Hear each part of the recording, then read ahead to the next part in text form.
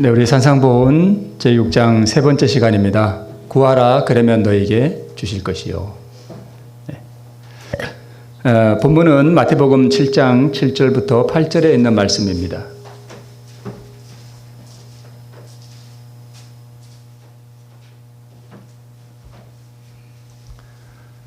자, 제가 읽겠습니다. 구하라 그러면 너에게 주실 것이요. 찾으라 그러면 찾을 것이요.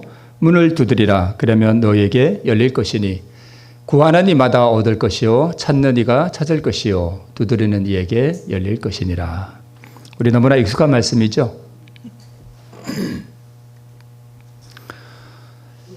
자, 우리 산상보훈에는 우리 마태복음 7장 7절로 8절에 있는 이 말씀을 새 명령과 또 새 약속으로 이렇게 표현하고 있습니다. 세 가지 명령은 뭐냐 하면 구하라, 찾으라, 그리고 문을 두드려라. 또 약속은요? 그러면 주실 것이다. 또 찾을 것이다. 또 열릴 것이다. 굳이 명령과 이렇게 또 약속으로 분리할 이유는 없지만 굳이 또 분리하자면 이렇게 세 가지 명령이 있고 또 세 가지 하나님께서 약속해 주셨습니다. 이 약속을 다른 표현으로 하면 보증한다 이렇게 말할 수 있겠죠. 자, 우리 성경은 구약과 신약으로 되어 있잖아요. 그죠? 근데 그 약하는 게 그게 뭐죠? 약속이라는 뜻이죠. 언약. 그러니까 하나님께서 약속하셨다는 것입니다. 그러니까 인간은 약속하고 나 몰라라 하고 그럴 수 있지만 하나님께서는 그분의 약속에 의지해서 우리를 구원하신다고 보증해 주셨습니다. 자, 구하는 이마다 얻을 것이요 찾는 이가 찾을 것이요 또 두드리는 이에게 열릴 것이라고 우리 주님께서 우리에게 뭐 해주신 거예요? 약속해 주셨습니다.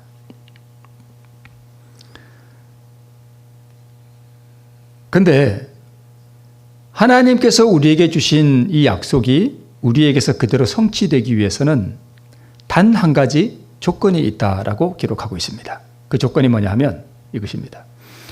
주께서는 그대가 그분의 자비를 뭐하고요? 갈망하고 그분의 권고를 바라며 또 그분의 사랑을 열망하는 것 외에는 아무 조건도 붙이지 않으신다라고 기록하고 있습니다. 이것을 우리가 어떻게 예정할 수 있는가 하면 예수님이 이 땅에 계실 때에 예수님께 와서 구원받은 사람들이 있잖아요. 뭐 중풍병자라든가 또는 뭐 과부라든가 또는 문둥병자라든가 또는 뭐 다른 어떤 이유 때문에 예수님을 찾아왔던 사람들의 한결같은 공통점이 하나 있습니다. 그게 뭐냐 하면 뭐예요? 갈망입니다. 낫고 싶다. 또는 구원받고 싶다. 그러니까 예수님께서 구원해 주시는 그 구원을 갈망하고 구원해 주시기를 바라고 다 같은 말이죠. 그분의 사랑을 열망하는 것. 이거 외에는 아무 조건도 없다는 것입니다. 그죠?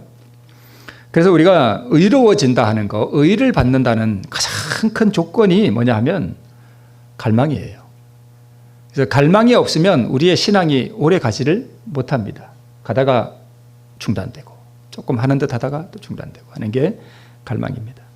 근데 이 갈망을 경험하게 하기 위해서 하나님께서 때로 우리에게 주시는 게 뭐냐 하면 고난입니다. 그죠?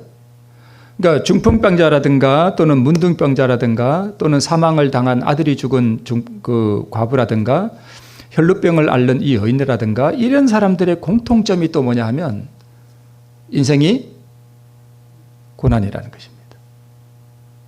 그래서 이러한 고난들 또는 어려움들 또는 우리의 삶이 막다른 골목에 다다른 듯한 그래서 우리의 마음이 슬프고 빛이 보이지 않을 때 우리 기도하신 분도 그런 기도를 해주셨는데 참 이 어두움이 우리를 덮을 때에 그때 우리의 마음 속에 성령께서 우리의 마음 속에 주시는 게 뭐냐 하면 바로 뭐예요?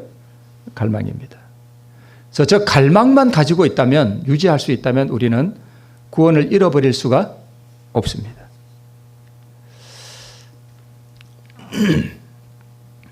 자, 나와 있는 대로 파란 글씨는 제가 좀 강조하기 위해서 다시 한번 제가 넣어놨는데요. 이것 외에는 아무 조건도 붙이지 않으신다라고 말씀하고 있습니다. 자, 다시 또 제가 강조를 하는데 뭘 갈망해요? 그분의 자비, 또 그분께서 나를 가르쳐 주시고 또 인도해 주시는 것을 바라고, 또 그분의 사랑을 열망하는 것, 그분의 자비와 그분의 나를 이끌어 가시는 그 권고와 또 그분의 사랑을 열망하는 것 외에는 아무 조건도 붙이지 않으신다, 이렇게 기록하고 있습니다. 자, 갈망하는 거, 왜 갈망하죠? 자, 우리 부조와 선지자에 이런 말씀이 있습니다. 그리스도의 의밖에는 아무것도 우리에게 은혜의 언약을 통해 얻는 축복을 받게 해주지 못한다. 이 축복을 받으려고 오랫동안 갈망하고 노력한 자들이 많으나 받지 못함은 스스로 이 축복을 받기에 합당한 무슨 일을 해보려는 생각을 품은 까닭이었다, 이렇게 기록하고 있습니다. 근데 이제 단 한 가지 조건, 갈망이 있고 또 열망도 있고 받고자 하는 어떤 그런 것도 있는데, 그런데 많은 사람들이 받지를 못했다는 거죠. 근데 왜 받지를 못했는가 하면 자기 스스로 뭔가를 해보려고 하는 그러한 생각을 품은 까닭에 못 받았다는 것입니다. 그래서 이 스스로 축복을 받기에 합당한 무슨 일을 해보려는 이 생각 자체가 뭐냐 하면 율법주의라는 것입니다. 자기가 뭔가 공로를 세우고 자기의 어떤 선행이나 또는 자기가 스스로 하나님의 말씀에 순종해 보려고 하는 그러한 노력에 의지하는 동안에는 이 하나님의 복을 받을 수 없었다, 이렇게 기록하고 있습니다. 자, 이 신약 성경에 예수님께 와서 구원받은 사람들의 이 갈망의 그 기저에는 뭐가 있느냐 하면, 내 스스로는 내 이 문둥병에서 또는 내가 안진병이 된 이 상태에서 내가 절대로 스스로 일어날 수 없다는 그 인식이 깔려 있습니다. 그래서 와서 예수님의 그 자비를 구한 것이죠. 자기가 뭔가를 저는 이제 전에도 한번 그런 말씀을 드렸습니다만은, 전에 이런 생각을 한 적이 있습니다. 예수님께서 베데스다 그 연못가에 오셨을 때 거기에 환자들이 많았다 그랬잖아요. 그러면 거기에 수많은 환자들이 있었거든요. 근데 왜 예수님께서 그냥 한 번에 다 고쳐주시면 될 텐데 왜 그 가장 절망적인 그 한 사람을 고친 기사가 그렇게 나올까? 기왕이면 다 일어나라 하면은 다 일어나면 얼마나 좋아요, 그죠?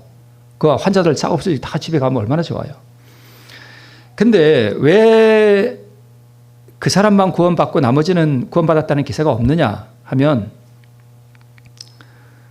나머지 사람들은 뭐 할 수 있는 사람들이에요? 걸을 수 있는 사람이에요. 이것이 뭘 의미하는가 하면, 걸을 수 있다라고 하는 사람, 그러니까 자기 스스로 물이 움직일 때 뛰어 들어가려고 이렇게 망을 보고 있는 사람은, 물을 유심히 보고 있는 사람은 예수님이 와서 너 고쳐줄까? 이러면 뭐 할까요? 괜찮습니다. 네, 제가 할 수 있습니다. 물이 움직일 때 제가 뛰어 들어가면 됩니다. 제가 뛰어 들어갈 수 있습니다. 이렇게 한단 말이에요. 그게 율법주의예요. 근데 이 중풍병자의 특징이 뭐냐면 자기 스스로 움직일 수 없다는 사실을 자기가 잘 알고 있었습니다. 그래서 이것을 오늘날 우리에게 적용해 보면 이 중풍병자는, 내 공로가 아무 소용이 없구나. 내가 스스로 하나님 말씀에 순종하려고 하는 노력은 절대 되는 것이 아니구나. 내 스스로 하나님의 말씀에 순종하는 게 불가능하구나. 내 스스로 율법을 지킨다는 게, 내 스스로 이웃을 사랑하는 게 안 되는 것이구나 하는 것을 철저하게 깨달은 사람이에요. 그러니까 어떻게 보면 믿음으로 말미암는 의가 무엇인지를 아는 사람이라고 볼 수 있습니다. 그래서 예수님께서 내가 낫고자 하느냐 할 때 일순 그에게 절망이 밀려왔거든요. 자기가 그동안 그 물에 들어가려고 했지만 자기 스스로 움직일 수 없었거든요. 그래서 자기 스스로 뭔가 할 수 없다는 사실을 알았기 때문에 예수님께 전적으로 의지할 수 있었습니다. 그게 그러니까 복음주의, 이 중풍병자는 복음주의적인 사람을 뜻하고 그 나머지 사람들은 율법주의자예요. 만약 예수님께서 그 사람들도 다 고쳐줬더라면 복음의 빛이 바래졌을 거예요. 복음이 아니에요. 네. 그래서 우리가 분명히 이해할 필요가 있습니다. 그래서 여기 스스로 축복을 받기에 합당한 무슨 일을 해보려는 생각을 품은 사람들이 바로 누구냐 하면 그 베데스다 연못가의 중풍병자 외에 모든 사람들입니다. 그 사람들은 예수님께서 주시는 그 자비의 축복을 받기에 합당한 사람들이 아니었습니다. 자, 그래서 우리 계속해서 산상보험 130페이지에는 우리가 언제든지 간구할 수 있는 것은, 그러니까 우리가 하나님께 예수님 제가 구합니다, 제가 정말 주님 찾습니다 하고 이렇게 구할 수 있는 것은 그분과 그분의 구원의 능력을 필요로 하는 우리의 크게 부족한 상태, 곧 우리의 속절없는 처지이다, 이렇게 기록하고 있습니다. 여기 속절없는 처지라고 하는 것은 우리 스스로 아무것도 할 수 없다는 그 처지죠. 완전히 무력한 상태, 스스로 어떤 공로도 이룰 수 없는 상태라는 것을 아는 것입니다. 이게 중풍병자의 상태죠.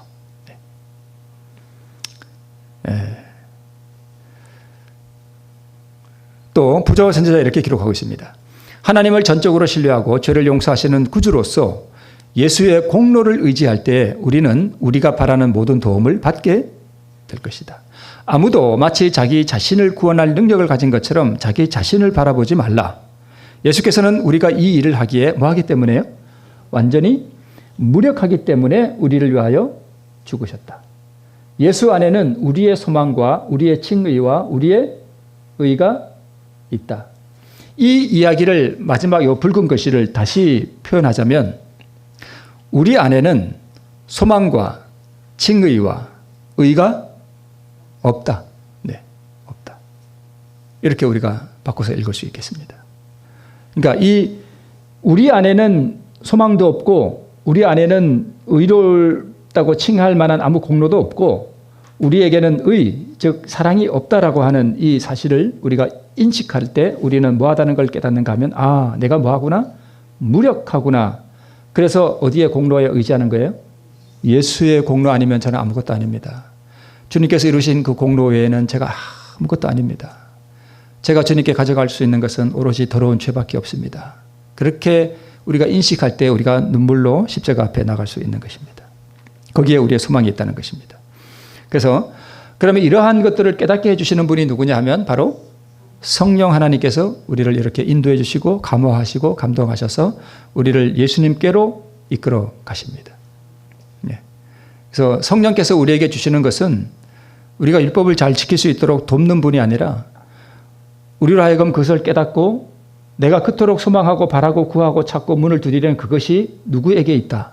오직 예수님에게 있다라는 사실을 깨닫게 해주시고 예수님을 바라보게 하시는 분이 성령 하나님이시고 또 그렇게 우리가 목마른 상태에 있다라는 사실을 우리가 깨닫게 해주시고 갈망을 일으켜 주시는 분이 누구냐 하면 바로 성령 하나님이세요. 그래서 우리가 성령 하나님을 구함으로 우리 마음에 이런 것들을 깨닫게 해주시도록 구할 필요가 있습니다. 뒤에 나옵니다만 우리가 구하는 게 뭐냐면 결국 뭐예요? 성령이에요. 그게 가장 큰 복이라고. 네. 자, 사도행전에는 또 이런 말씀이 있습니다. 죄를 깨닫게 하시고 그 마음에 의의 원칙을 제시하신 성령께서는 이 세상 사물에 대한 애정을 제거하시고 그 영혼들을 성결에 대한 뭘로 채워주신대요? 갈망으로 채워주신대요. 성령의 역할이 여기 뭔지 이렇게 잘 나와 있죠? 네. 그러면 우리가 왜 구하고 또 무엇을 구하는가 하는 부분을 잠깐 살펴보면 자, 나를 한번 테스트해 봅시다. 내가 구한 것을 받을 수 있는 사람인지 내가 진정 구하는 것이 육신의 필요인가 영적인 필요인가. 나는 하나님께서 우리에게 약속해 주셨습니다. 구하면 내가 얻을 수 있고 찾으면 내가 찾을 수 있고 내가 문을 두드리면 그 문이 나에게 열릴 것이다라고 보증해 주셨는데 그러면 나는 주님께 뭘 구하고 있는가? 내가 내 육신에 필요한 것들을 구하고 있는가? 아니면 영적인 필요를 구하고 있는가? 네. 한번 좀 볼 필요가 있습니다. 그리스도와 같은 완전한 품성을 이루기 위하여 필요한 축복을 뭐 할 때요? 구할 때 주께서는 그대가 반드시 이행될 약속을 따라 구하고 있다는 사실을 보증해 주신다. 오늘 기도하신 분도 이것을 위해서 우리 함께 기도했잖아요. 자, 그러면 우리가 필요한 축복을 구하는 때에 무엇을 위하여 우리가 구하느냐 하는 것입니다. 녹색 글씨. 뭘 위해서 구해요?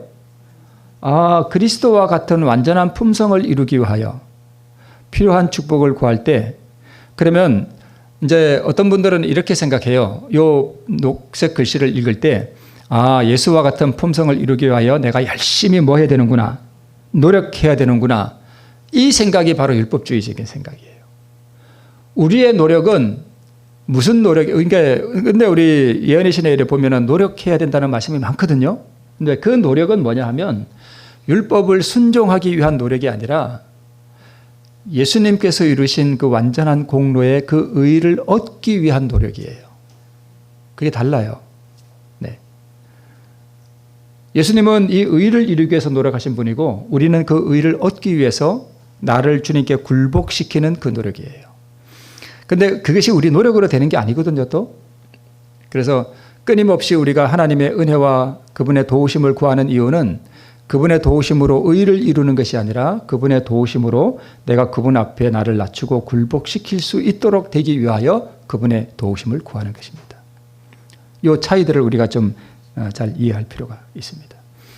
자, 그러면 우리가 구하고 찾고 문을 두드리는 이것이 사실 이게 전부는 아니지만 그리스도와 같은 완전한 품성을 이룬다는 것은 뭐냐면 그리스도와 같은 완전한 품성은 내가 이루는 것이 아니라 예수님의 품성을 내가 뭐함으로? 받음으로 되는 거예요. 그죠? 받음으로. 선물로 주시는 거잖아요. 네. 그 선물을 내가 받기 위하여 필요한 축복은 뭐냐 하면 하나 안에 그 모든 선물이 다 들어있는데 그 선물이 뭐냐 하면 바로 성령이세요. 성령께서 오셔서 이것들을 다 이루어 주시도록 나를 이끌어 주시는데 성령의 음성에 내가 복종하고 따라가기만 하면 이것을 우리가 받을 수 있다는 것입니다. 네. 이렇게 하면 저 녹색 글씨를 위하여 우리가 필요한 축복을 구하면 그 약속된 그 보증은 어떻게 이행된대요? 반드시 이행된다는 것입니다. 이것을 하나님께서 또한 우리에게 보증해 주셨습니다. 네. 자, 그리스도와 같은 완전한 품성을 이루기 위하여는 우리가 왜 구하느냐에 대한 답이죠. 그죠? 왜 우리가 구하느냐? 또 필요한 축복은 무엇이냐 하는 것을 보는데, 그러면 그 필요한 축복이 뭐냐? 육신의 필요를 구하면 안 되느냐? 그건 또 아니죠. 우리 산상본에 이렇게 기록하고 있습니다. 우리는 어린아이처럼 단순한 마음으로 우리에게 필요한 바로 그것을 주님께 아뢰 수 있다. 우리는 현재의 형편을 이야기하면서 생명의 양식과 그리스도의 의의 옷은 물론 현세의 떡과 의복까지 뭐 할 수 있대요? 구할 수 있다라고 말씀하고 있습니다. 자, 첫 번째 무엇이요? 생명의 양식. 두 번째는요? 그리스도의 의. 그리스도의 의의 옷. 그러니까 그리스도의 의. 그 다음에 세 번째 우리 육신의 필요. 이것까지 다 구할 수 있다는 것입니다. 자, 그러면 생명의 양식을 우리가 구한다는 게 뭘까? 생명의 양식의 말씀 맞나요? 자, 그러면 저기 우리 성경책 다 가지고 오셨잖아요. 그러면 이 기록된 문자, 이 성경책이 생명의 양식인가요? 틀린 건 아니죠. 근데 우리가 좀 정확히 할 필요가 있어요. 이 문자를 내가 곧 이제 요한복음 6장 48절에는 뭐가 생명의 떡이래요? 내가 곧 생명의 떡이래요. 내가 뭐예요? 예수님이시죠. 그럼 여기에 기록된 문자를 내가 순서대로 보겠습니다. 자, 기록된 말씀에 굴복할 때 주어지는 그리스도의 의가 바로 뭐냐 하면 생명의 양식이에요. 그냥 생명의 양식을 우리가 그냥 기록된 성경 말씀으로만 알면 우리가 대단히 성경을 오해하는 거예요. 이 의가 바로 생명의 뭐예요? 양식이에요. 자, 여기 나옵니다. 아침에 일어나서 제가 말씀을 한 장 읽었습니다. 그러면 내가 생명의 양식을 먹은 건가요? 한번 마음속으로 대답해 보세요. 아침에 일어나서 제가 뭐 한 장이라니까 좀 그러네. 말씀을 10장을 읽었습니다. 많이 읽었죠, 그죠? 그럼 내가 오늘 생명의 양식을 먹은 건가요? 꼭 그런 것은 아니죠. 그냥 읽었을 뿐이에요. 그냥 건성으로 읽었다면 그 생명의 말씀이 아니에요. 그냥 읽은 거예요. 생명의 양식이라고 하는 것은 내가 10장을 읽었다고 해서 내가 그날 생명의 양식을 먹은 게 아니라 이 생명의 양식을 먹고 이 말씀에 따라서 내가 성령의 음성을 따라 내가 굴복하고 나 자신을 주님께 헌신해 드렸을 때 주님께서 주신 그 의, 그것을 내가 받았을 때, 그것을 내가 받아서 내 가슴 속에 받았을 때 그때 내가 뭘 먹은 거예요? 생명의 양식을 먹은 거예요. 단순히 말씀을 읽었다고만 내가 생명의 양식을 먹었다라고 하면 좀 그렇죠. 네.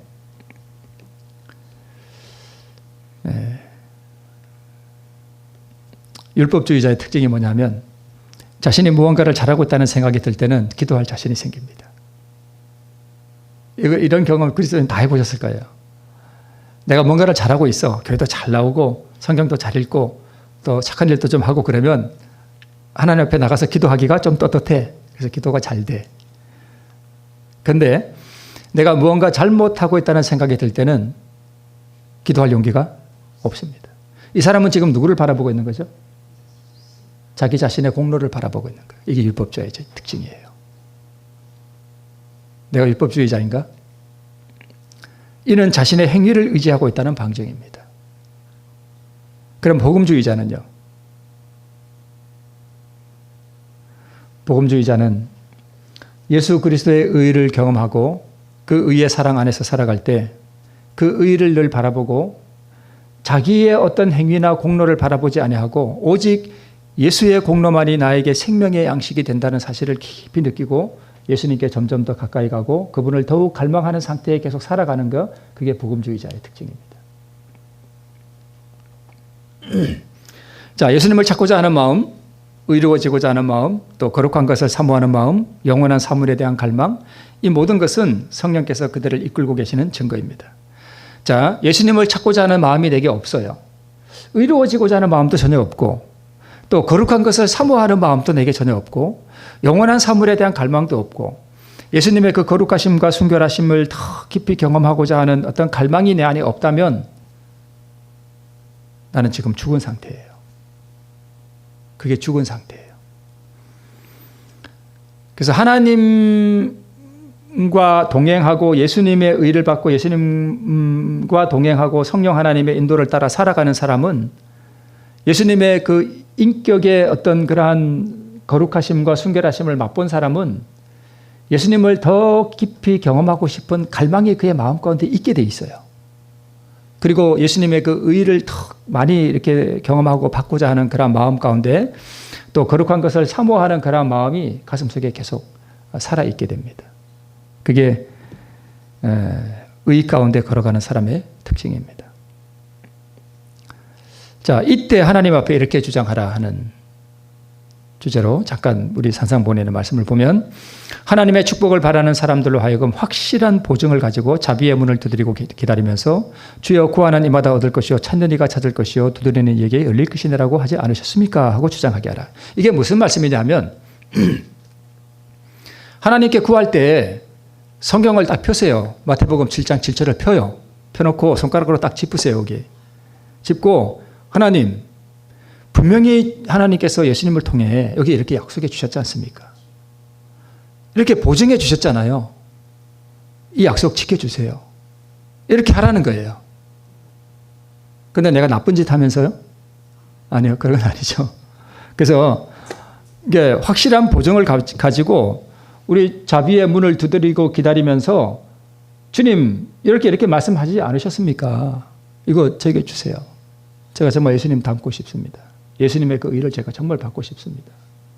제가 정말 성령의 인도를 따라가고 싶습니다. 성령님을 제게 주십시오. 성령 하나님을 통하여 제게 그 갈망을 제게 주십시오. 제가 갈망이 없습니다. 여기 이렇게 약속해 주셨으니까 성령을 통하여 이 갈망을 제게 주세요. 주님께서 약속해 주셨지 않습니까? 이렇게 하라는 것입니다. 그죠? 이런 것까지 가르쳐 주셨어요. 하나님께서. 네. 예수께서 산에서 무리에게 바라신 게 뭐냐면 하나님의 사랑과 자비를 식별하게 되기를 진심으로 바라셨습니다. 구하라 찾으라 하는 그 말씀을 무리들에게 주실 때에 예수님의 마음이 이렇다는 것입니다. 제발 하나님의 사랑이 무엇인지 좀 너희들 좀 알아다오. 배고픈 자녀의 비유를 주시면서 부모가 자녀에게 가지는 본능적으로 가진 따뜻한 애정에 호소하셨습니다. 너희가 악한 자라도 자식에게 뭐를 줄 줄은 알아요? 좋은 걸 줄 줄 알아요. 왜 그런 얘기가 있어요. 어떤 그 유괴범이 남의 자식을 데려다가 이렇게 죽이면서 그때 이게 자기 자식한테 전화가 왔어. 어떻게 대하는지 아시죠? 우리 아무개, 우리 사랑하는 아무개 이런다니까요. 남의 자식은 그렇게 하면서 자기 자식은 뭐 할 줄 알아요? 그러니까 악한 자라도 자기 자식은 뭐 할 줄 안다고요? 사랑하고 좋은 걸 줄 줄 안다고요. 하물며 하나님께서 뭐 하지 않겠느냐?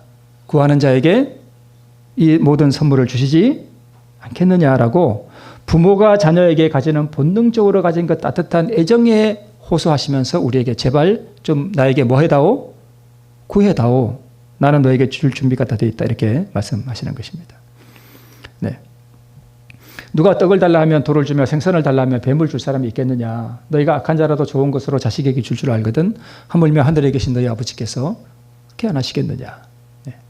가장 좋은 선물은 뭐예요? 성령 하나님이 바로 우리가 구할 수 있는 가장 큰 선물이고 하나님께서 주실 수 있는 가장 큰 선물이 뭐래요? 하나님을 우리에게 주신다는 거예요. 선물로. 그러니까 뭐 돈을 한 100억 주신다든가 이러면 좀 뭔가 피부에 와닿는데 성령 하나님? 뭐 성령 하나님 뭐 받아서 뭐 하려고? 그런 생각이 없지 않으세요? 그거 받아서 뭐 하지? 근데 여러분 하나님을 주신다는 거 아니에요? 하나님을 우리에게. 그죠? 하나님을 우리에게 주신대요. 사실 이게 얼마나 큰 선물인지 저도 잘 몰라요. 우리가 다 좀 그렇습니다. 네. 제가 이게 뭐냐 하면요. 그 삼성 냉장고 있잖아요. 삼성 냉장고는요. 그 컴프레셔가 있어요. 뒤에 보면 컴프레셔가 있는데 그 컴프레셔를 몇 년을 보증해 준대요? 10년 무상 보증해 준대요. 얼마 전에 저기 냉장고 고장 났거든요. 근데 10년이 안 됐어요. 근데 컴프레셔도 바꿨습니다. 근데 컴프레셔 바꾸는 값을 제가 지불했을까요? 안 했을까요? 안 했습니다. 왜요? 10년 무상 보증이니까. 예수님은 몇 년 보증해 주세요? 평생 보증해 주세요. 구하면 내가 줄게. 네, 구하면 내가 줄게. 인버터 컴프레서 10년 무상 보증. 성령을 우리에게 주시겠다. 모든 육신의 필요까지 모든 선물 주시겠다. 언제까지? 죽을 때까지 평생 보증해 주신다고 우리 주님께서 말씀해 주셨습니다. 자, 우리 아버지를 하나님을 우리 아버지로 여긴다는 것은 나는 그분의 자녀라는 뜻이고 그분의 사랑과 선하심이 변함없음을 알기 때문에 그분의 뜻에 우리는 순복할 수 있고 하나의 과정입니다. 그리고 하나님의 사업을 위해 자신을 뭐한다? 바친다. 그 다음에 이때 하나님의 뜻에 일치한 갈망과 필요를 느낀다. 그러니까 아버지가 나의 하나님이 나의 아버지가 되시고 나는 그분의 자녀가 되시고 그분이 나를 향한 사랑의 영원히 변함이 없음을 알기 때문에 내가 그분을 따라가면 그분이 결코 나를 실망시키지 않으실 분이라는 사실을 잘 알기 때문에 그분을 순복해서 따라가고 그리고 그분의 사업을 위해 내 자신을 헌신할 때 이때 하나님의 뜻에 일치한 뭘 느낀다는 거예요? 갈망과 필요를 느낀다는 것입니다. 그리고 이때 우리는 또 약속과 보증의 말씀을 가지고 믿음으로 간구할 수 있다는 것입니다. 우리의 필요를. 이 하나의 과정 속에서 우리는 이것들을 하나님 앞에 구할 수 있다는 것입니다. 자, 하나님의 사업을 위해 자신을 바친다는 저기에 딱 걸리죠, 여러분. 그죠? 제가 우리 여러분 마음을 잘 압니다. 저기서 딱 걸려. 나는 하나님의 사업을 위해 아무것도 하는 게 없는 것 같은데. 너무 어렵게 생각하지 마시고요. 내가 오늘 내 아내와 또 내 남편과 일을 하는데 마음에 걸려. 그래서 한마디 펑 해주고 싶은데 내 자를 굴복시키고 부드럽게 대했어요. 무슨 일을 한 거죠? 뭐 한 거예요? 하나님 사업한 거예요, 그게. 그게 하나님 사업한 거예요. 하나님의 사업은 무슨 선교사라 가가지고 무슨 대단한 일을 하는 게 아니라 우리의 삶 속에서 뭘 드러내는 거예요? 하나님을 드러내는 게 그게 하나님 사업이에요. 내 이웃에게, 그죠? 잘 안 될 때도 있지만, 그죠? 네. 그게 하나님 사업이에요. 그래서 우리가 요새 왜 연합회에서도 그 가마력 사업 하잖아요. 그 가마력 사업이 뭐예요? 우리 일상 속에서 하나님의 뜻을 아주 작은 일에 실천하는 거, 그게 하나님의 사업이에요. 그죠? 우리 부담 가질 필요가 없잖아요. 그죠? 그렇게 하면서 하나님의 뜻에 일치한 갈망과 필요를 느낍니다. 그래서 그렇게 하려고 하니까 내 아내와 내 남편과 내 가족과 내 이웃에게 그렇게 하려니까 이게 잘 돼요, 안 돼요? 잘 안 되잖아요. 그때 하나님께 필요를, 도움을 구하는 거죠. 하나님, 저는 의가 없습니다. 그죠? 이런 과정들을 통해서 우리가 그것을 할 수 있다는 것입니다. 하늘과 땅에 있는 모든 권세를 가지신 분의 선물이 하나님의 자녀들을 위해 저장되어 있다. 구주의 피라는 고귀한 희생으로 우리에게 주어지는 귀중한 선물. 마음의 가장 큰 소원을 만족시켜줄 선물, 영원토록 계속될 선물을 어린 아이처럼 하나님께 나아가는 사람은 누구나 받아 누리게 될 것이다. 하나님의 약속을 그대 자신의 것으로 받아들이고 그분의 말씀 그대로 그분 앞에서 간구하라. 아까 제가 말씀드린 대로 하나님 여기 약속해 주셨지 않습니까? 이렇게 간구하라는 것입니다. 그래야면 그대는 기쁨이 충만해질 것이다라고 말씀해 약속해 주셨습니다. 마지막으로 왜 구하라고 하시는가? 이것만 보고 마치겠습니다. 자, 이게 사실 좀 중요한 부분인데요. 왜 구하라고 하시는가? 자, 하나님께서 이게 구하라고 해서 내가 열심히 구했더니 하나님께서 나에게 이것들을 허락해 주셨다, 이렇게 생각하면 그 율법주의예요. 하나님께서는 선물을 주시고 싶어 하는데 왜 구하라고 하느냐, 왜 찾으라고 하느냐, 왜 문을 두드리라고 하느냐 하면, 우리가 좀 전에 봤던 그러한 과정에서 보았듯이 이 선물을 받기에 합당한 사람이 되게 하시기 위해서 구하라는 거예요. 말이 조금 어렵나요?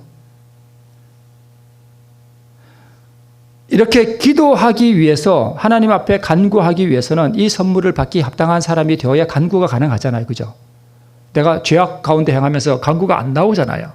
그러면 내가 구하고 찾고 문을 두드린다라고 하는 그 자체가 뭐냐 하면 바로 하나님께서 주시는 선물을 받기에 합당한 사람이 내가 된다는 뜻입니다. 네.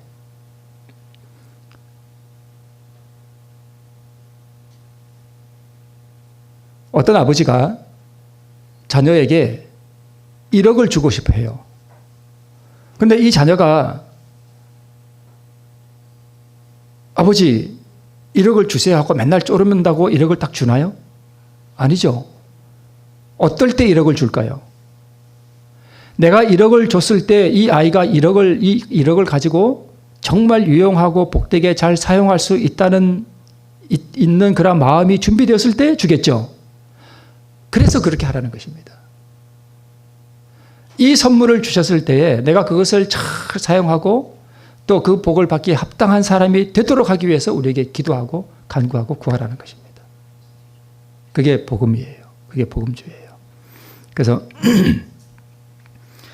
나는 오늘 이 말씀들을 통해서 나는 정말 그 하나님의 복을